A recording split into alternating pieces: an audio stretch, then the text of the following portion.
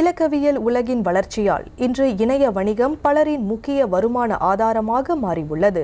Shoppy, தமு, லசாடா, TikTok போன்ற பல்வேறு தளங்கள் மூலம் ஆயிரக்கணக்கானோர் தொழில் செய்து தங்களின் வருமானத்தை பெருக்கி வருகின்றனர்.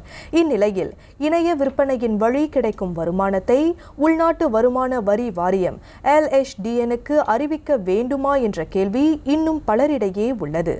அது தொடர்பான அடிப்படை விதிமுறைகள் மற்றும் தொழில் முனைவோர் கவனிக்க வேண்டிய முக்கிய அம்சங்களை எளிய முறையில் விளக்குகிறது இவ்வார வணிக உலகம். இணையத்தில் பொழுதுபோக்கு தளமாக இருந்த டிக்டாக் இன்று வணிக ரீதியில் TikTok shop, affiliate marketing, brand collaboration, paid content, sponsorship போன்ற பல்வேறு வழிகளில் ஆயிரக்கணக்கானோருக்கு வருமானம் ஈட்டவும் உதவுகிறது. எனவே இணையம் வழியாக சம்பாதிக்கும் வருமானத்தை அரசாங்கத்திடம் அறிவிக்க வேண்டியதில்லை என்ற தவறான எண்ணம் இன்னும் பலரிடம் உள்ளது.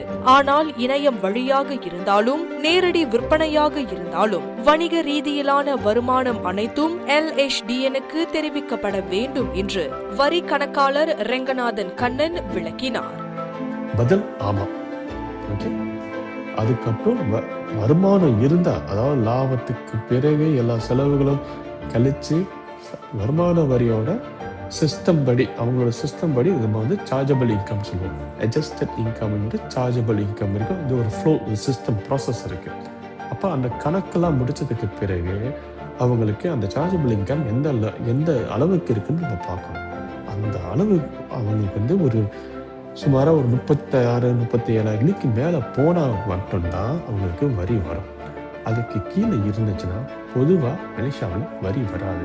செலுத்தப்படும் வரி அவரவர் செய்யும் வணிகத்தின் அனுமதிக்கப்பட்ட செலவுகளை கழித்த பின் கிடைக்கும் நிகர லாபத்தின் அளவை பொறுத்தே தீர்மானிக்கப்படும். அதிலும் விதிக்கப்படும் வரம்பை எட்டினால் மட்டுமே வரி செலுத்த வேண்டி வரும் என்றும் சில சலுகைகளின் வழி தொழில் முனைவோருக்கு அதற்கும் வரி விலக்கு உண்டு என்றும் அவர் குறிப்பிட்டார். மொத்த லாபத்தில் இருந்து வரிக்குன்னு சில சலுகைகள் இருக்கு.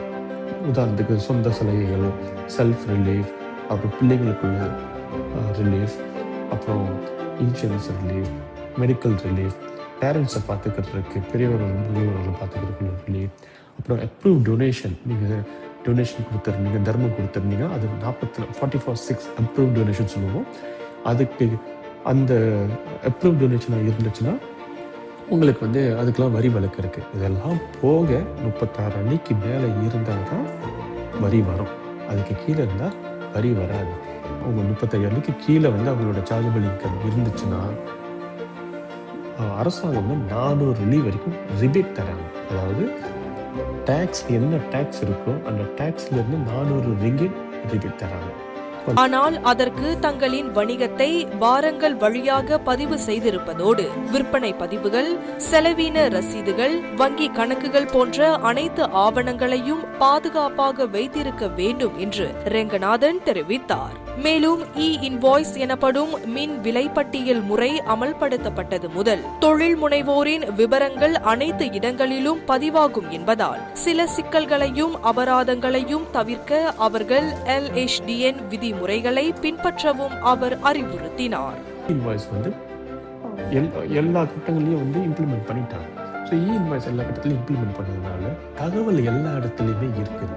ஸோ தகவல் எல்லா இடத்துலையும் இருக்கிறதுனால கட்டாயமாக அவங்க வந்து ஃபார்ம் சப்மிட் பண்ணி இவங்களோட சிஸ்டம், இவங்களோட ப்ரொஃபைல் வந்து பத்திரமா வச்சுக்கிறது நல்லது.